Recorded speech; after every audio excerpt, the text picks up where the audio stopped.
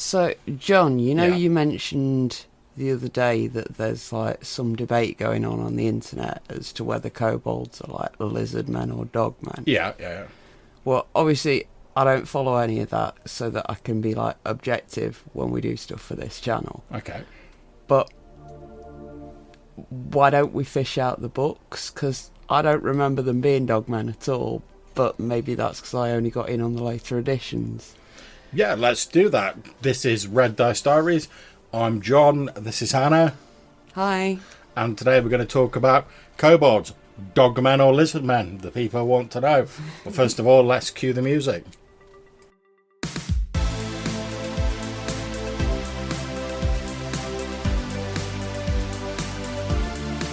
Okay, so as we said before the intro music, we're going to be looking at the kobold and how they've changed throughout D&D history. We might even have a look at them in sort of popular mythology. Now, this originally came about because I just quite by chance happened to read two articles which both mentioned how kobolds have changed from being dogmen to lizard men. And as Hannah said, I mentioned this to her and she wasn't really aware of it. Also, a podcast I listened to, Biggest Geekers, one of my favourite podcasts, they mentioned this as well recently. And I was like, hey, should we do an episode on this? And me and Hannah talked about it a bit. So what we're going to do in this episode is we're going to have a look through a series of monster manuals, like we did in our old monster episodes, going from Rules Cyclopedia up to the 5th edition of Monster Manual. We're going to look at how the kobold has changed on those monster manual entries, talk about what we think about it. We might talk a little bit about how that might affect your game, and as I say, we'll possibly look into how they're represented in mythology. So, John, I've got Rules Cyclopedia in my hand. This is not a book I'm familiar with. What is it? Well, it was an attempt sort of back in the day to collate all the sort of basic D&D, for want of a better term, rules together in a single volume, because there were various different versions of it, like Basic Expert, the Beckme versions, and they wanted to collate all those rules into a single book, so they came out with the Rules Cyclopedia. Now, I've not got an original copy of it because they go for silly money, but I do have a print-on-demand copy that I got from Drive-Thru. So it is a straight copy of this one, copyright 1991 from TSR. Yeah, I believe so. So you've bookmarked the kobold page in the chapter 14 monsters. What does it say about them? And the first sentence, these small, evil, dog-like humanoids usually live underground in clans of 10 to 60 members. There you go. They are, so they did used to be doggy. Does it say anything else about them, or? Let's see, they have scaly rust-brown skin, no hair. Yeah. So they're probably more like Chihuahua looking than anything else. They have infravision, they attack by ambush. We get a little bit about, how many hit dice of each type there are, chieftain. Kobolds hate gnomes and will attack them on sight. And there can be kobold spellcasters. Yeah, see, certainly how I remembered it when I was sort of just trying to think back before we did the research for this episode, is I do remember the sort of early pictures and the early descriptions of kobolds being as sort of like, they had dog-like faces, but I also remember them having sort of lizard-like characteristics as well, which when people talk about like, oh, they used to be dogmen, now they're sort of lizard-like, I think they probably have become more lizard-like, but they always had like lizard-like characteristics. They were never purely dogmen, although they had faces that were sort of canine, I suppose. Mm-hmm. But anyway, we could chat a bit more about that as we look at the other books. There's no picture of them at all. No. So yeah, on to AD&D.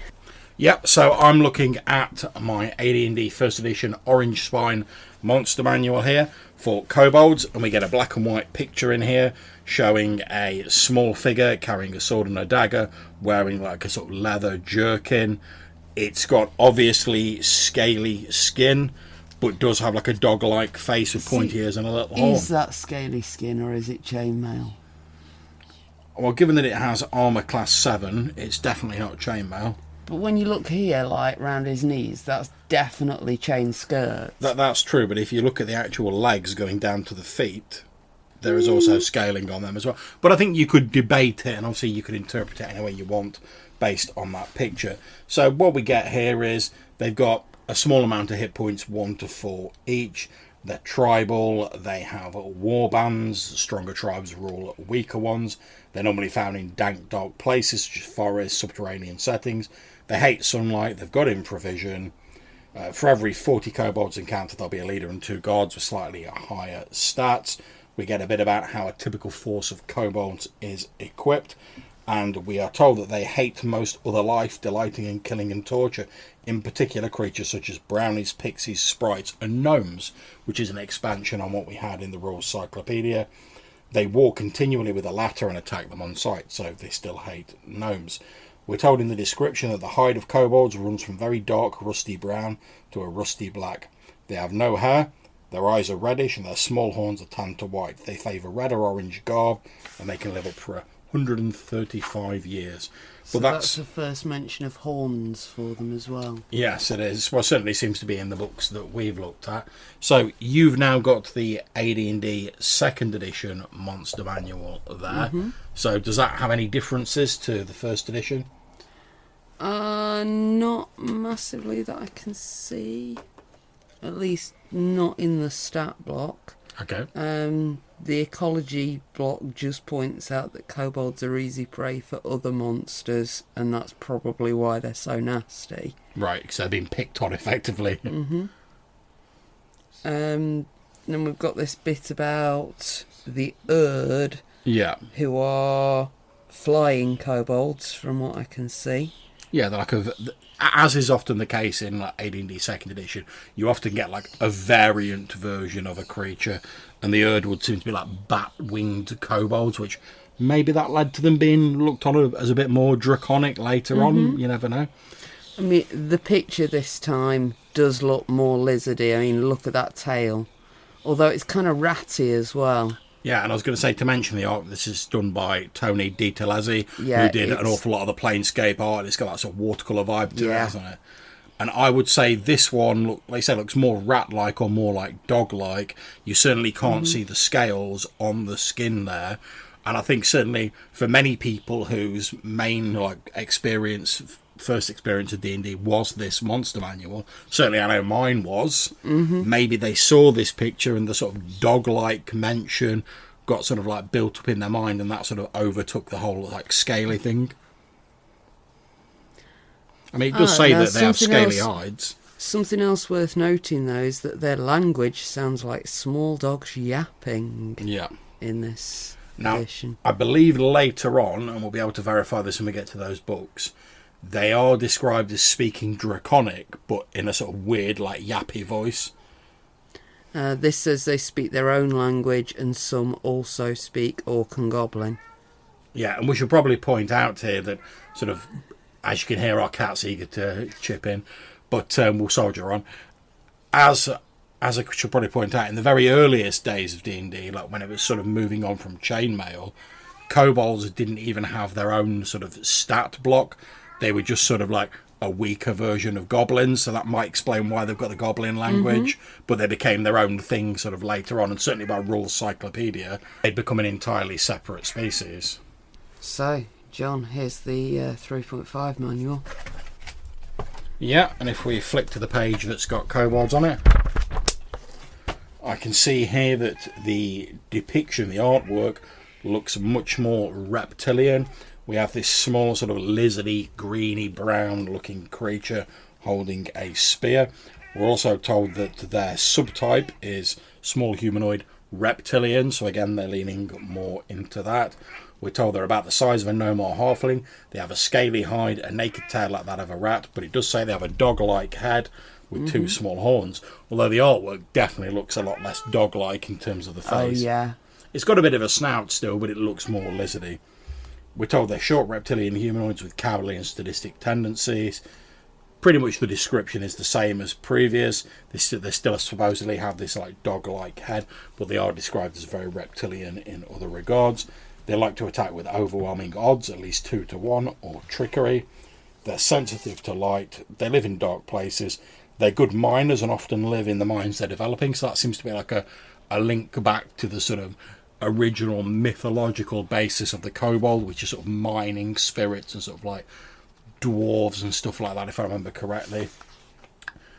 We're told again that they still hate gnomes, and that's pretty much all we get on them, really. But there's definitely a move in 3.5, certainly in the artwork, if not the description, to make them look a little bit more reptilian. On that artwork, they've lost their ears. That's why they look so much more lizardy. That's true. They do have like the big pointy ears in like the previous artwork, don't they? And they seem to have lost that. Although they've still maintained the two little horns and the elongated snout. But it definitely looks more, almost like dinosaur-like, little dinosaur rather than a dog. But the description still described them as being a bit dog-like. So whether that was just the art director's personal flavour, obviously we don't know. But you've got the 4th edition Monster Manual there, love. So what does that say about kobolds? So, as always with 4th ed, we've got half a dozen different stat blocks The for variants. slight variants. Yeah. We've got a minion, a skirmisher, a slinger, a dragon shield, and a worm priest. And that's where it gets a bit weird. Have they been worshipping dragons before now? I believe from what I've been reading online that sort of around about AD&D 2nd ed, there was an adventure module that came out called Dragon Mountain. And in that, there was like a distinct subspecies or tribe of kobolds. Unfortunately, I've not got a copy of this, so I'm only going on my research, who did worship dragons under that particular circumstance in that module. And then from that point on, there seems to have been a move to link kobolds more closely with dragons as a whole race, rather than just that sort of little tribe. So, kobold lore, with a successful nature check DC 15, kobolds often dwell near dragons' lairs, maintaining safe distance but bringing sacrificial offerings to their god. Yeah, and even back in the M3.5 Monster Manual, it says when it comes to language, unlike previously where it said kobolds have their own language and they spoke goblins' languages, in the 3.5 Monster Manual it says they speak Draconic, but with this strange sort of barking, yapping, almost canine voice. So we're starting to see that shift more towards associating them with dragons from 3.5, and it's only become more pronounced in 4th edition, it looks like. They certainly look more draconic in the artwork. I was going to say, yeah, this artwork's very, very lizardy. They're now bright green. Yeah. They've got no ears, lots of spikes on the heads, very lizardy snouts. Yeah, no ambiguity on this. They are lizard guys. Well, I will say, compared to the 3.5 one, where I was saying it looked a bit more sort of dinosaur-y in the artwork, they almost look more sort of like alligator or like crocodile-like in the 4th edition artwork. You know, they've got the sort of long snout with all the teeth coming down. So that just leaves us a 5th ed book, love. Yeah, and as per normal with 5th ed, the monster gets a full-page spread. We get a couple of different variant stat blocks, one for a kobold, one for a winged kobold, which are presumably the Erd from previous editions, although they're not specifically called that.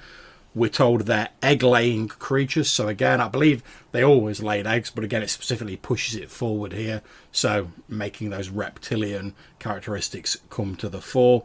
We're told they make up for their physical ineptitude with cleverness for traps, digging tunnels, stuff like that. So that's still a link back to the mining of mythology. We're told they worship a lesser god named Kurtlmak, who supposedly served as a vassal to Tiamat, the god of the evil chromatic dragons. So again, a link with the draconic kind. We're told that they served as Tiamat's vassal until Garl Glittergold, who is the chief god of gnomes, stole a trinket from the Dragon Queen's hoard. Tiamat sent Kurtlmak to retrieve that, but Garl Glittergold managed to play a trick on him, collapsing the earth and trapping him in an underground maze. For this reason, kobolds hate gnomes. So this is just a justification for why they attack gnomes on sight. And I like that. It gives a bit of flavour to the original sort of, rather they just hate gnomes because that you got in earlier editions. But I'm not saying that's something you couldn't have dealt with as a GM earlier on, but it's nice that they've at least given a bit of a nod to that. We're told here, with regards to winged kobolds, a few kobolds are born with leathery wings and can fly. These are known as urds, so it's not really a subspecies here, it's just like an odd sort of like birth thing. Presumably, some sort of, if they're directly related to dragons, some sort of like recessive gene or something like that, I don't know. Although the Erd Wings gifts are seen as gifts from Tiamat, the Dragon Queen, wingless kobolds are envious of them and don't get along with them in general. So again, tying back to like evil chromatic dragons. Other than that, they're pretty similar here. The artwork shows a sort of red-tinged reptilian humanoid who But definitely looks very dragon-like here. He's got quite a doggy snout, though. I think it's the nose. Yeah, he has got a bit of a sort of dog's nose, hasn't he? Yeah, it's sort of like German Shepherd for just the nose, and then everything else is still like quite a little dragon man, yeah. And we've got like the long tail, the horns. Looks pretty similar to previous. Okay, so we've looked at kobolds throughout various editions of D&D, and we've highlighted some of the differences. In terms of mythology, the Encyclopedia Britannica tells us that kobolds in German folklore are mischievous household spirits who help with chores and give other valuable services, but they can hide household items or like kick over like stools and cause trouble. They're very temperamental. It's like your brownies and your pukas and stuff like that. They're a small fairy creature. Some kobolds have also been called the spirits of caves and mines, which is, as we said earlier, you know, tying back into that. Still others have specific names, such as the Hodeken, apologies to German listeners if I'm getting that wrong, who frighten unfaithful wives, and Goldemar, who see the secret sins of the clergy. So, Wikipedia says that kobold and goblin originate from the same word. Yeah. And obviously they're like folklore that has a lot of crossover. Yeah, I mean, that doesn't surprise me, because as we were saying originally, they weren't even differentiated in D&D. And you have to wonder whether the word kobold would even be remembered right now if it weren't for D&D. Well, that's whether it would have been... I mean, it very much feels to me, and obviously I didn't have an opportunity to speak to the people who made this decision, so I don't know, but it very much feels to me that the kobolds were originally just sort of like, oh, it's an alternate word for goblin, to the point they didn't even have a separate stat line. It was just like, oh, there's goblins, and then there's a weaker version of goblins called kobolds with less hit points. So it seems to me like they came from this mythological lore where like goblins, kobolds, fairies and all of that stuff were sort of lumped in together, and there was a lot of crossover. And then as D&D's gone on and become like a brand unto itself and become a stronger thing, they were like, oh, we want to make them a bit more individual, because there's no point having like one monster with two names. We've got goblins, how can we make the kobolds differently? So for some reason they became these weird sort of dog-men, lizard-men hybrids. Then at some point later on, there was this module where a specific sort of subset of kobolds got linked with dragons and dragon worship, and then that got pushed to the fore as we went into later editions. So there were still those sort of canine characteristics there, but the lizard-like characteristics got emphasised more. So I think in terms of the original sort of argument, like, you know, oh, they used to be dog men and now they're like dragon men, I would say that no, they were pretty always sort of lizardy-like creatures. Granted, they've become more lizardy as time's gone on. And yeah, okay, the whole thing with dragons and the worship of dragons didn't really exist early on, but... I think that first description, you could very much understand them to be mammalian right up to 3rd edition. Yeah. Just, yeah. And I suspect, and again, this is just my suspicion, obviously I don't know this, I suspect that like a lot of monsters in like the early D&D, they were just pretty much like a grab bag of different like characteristics and descriptions that they were like, oh, this sounds cool and entertaining, let's throw it together. And more props to them for doing that. But I expect later on, as they were tightening things up a little bit, they were like, oh, it's a bit confusing. So are they mammals? Are they reptiles? Are they this? Are they that? So they started to sort of like firm them up a little bit and decide which way they wanted to go with that. Like I said, maybe this module, Dragon Mountain, was a bit of a testing ground for that, or maybe people just responded positively to it. I don't know. But from that period of time, they were like, right, okay, the sort of lizard thing either fit more into their sort of plans for the future of D&D, or it was more popular. So they're like, right, instead of this confusing mix of like mammal and lizard-like characteristics, let's just emphasize the like lizard-like characteristics. Because then we've essentially, particularly as they're introducing Dragonborn and other sort of more dragon-y stuff, I mean, it's called Dungeons and Dragons, for God's sake. As they're introducing that, they were like, oh, we've got a niche within sort of dragon kind for a low-level, goblin-like sort of threat, whereas we don't really need, like, random little dogmen. So I expect that's why it got pushed. I don't know, but I expect that's the case. So I would say, you know, it's not a case of they changed completely from dogmen to lizardmen. It's just a case of some characteristics that were always there, the scaly skin, etc., just got exaggerated more, and then they got linked with dragons later on. On the other hand, aesthetically, whichever way you want to go in your game, do it. If you want weird chihuahua kobolds, go for it. If you want entirely lizardy kobolds, that's fine too. And I mean, to be fair, I think there's a place for, like, ironically, for like both types of kobolds in your game. Because I think if I was just using kobolds on their own, I'd probably go more for like the sort of slightly more canine ones of earlier editions, because I find them a bit more interesting. They're a bit more bizarre. I like that sort of flavour. Whereas if I was running an adventure where it's like, oh, you're facing a tribe who worship a dragon, I could just use the same stats for kobolds, but just describe them a bit differently. And I'll be like, because basically, again, like if I was when I recently ran the Island of Blood game at the local con, we had the remnants of a sort of reptile sort of empire on that island, and I was like, oh, everything on this island's descended from like the slaves of these snake men who've died out. So I was like, oh, their main slave, they're like enforcers, I'm going to use lizard men stats for. But for just their normal slaves who did the grunt work, I'm going to use kobold stats for them, because they're smaller, they're sneakier, but they're not sort of like as in your face. So I would probably, like, again, use the kobold stats for that if I wanted like a lesser lizard man threat, but just describe them a bit differently. And I could use the same sets of stats for both in the same game. I probably wouldn't call them kobolds for both of them, because I'd want to like avoid confusion. But it's dead easy to reskin stuff like this, so I'd be perfectly happy using both in a game. So, anything else to say about kobolds? They're always fun. Yeah, and I've got to remember one random thing that's occurred to me just as we're sort of wrapping up, is I remember, probably the reason why I think of them as dogmen, is I seem to remember that in the Reaper's miniature range... Oh yeah, their kobolds do look quite Dogtanian. Yeah, and for those of you who don't know, you've not just mentioned this before, Hannah used to work in our local gaming shop, now sadly no longer with us as a bricks and mortar store, but still going online, Spirit Games, go and check that out. But when Hannah was working there, like before we got together, I used to go in and look at the miniatures and stuff in there, and the Reaper ones, they had about 4 kobolds in with like little spears, and they were very dog-like, they say very Dogtanian, and the 3 Musket Hounds, and that sort of stuck with me, so I expect that's probably where my view of kobolds comes from. So that's it for this episode, talking about kobolds and their transition from sort of dogman to draconic worshipping lizardman. We hope you've enjoyed the episode. If you'd like to get in touch, maybe tell us what your preferred flavour of kobold is, or how you've used them in your games, then you can get in touch with us a few different ways.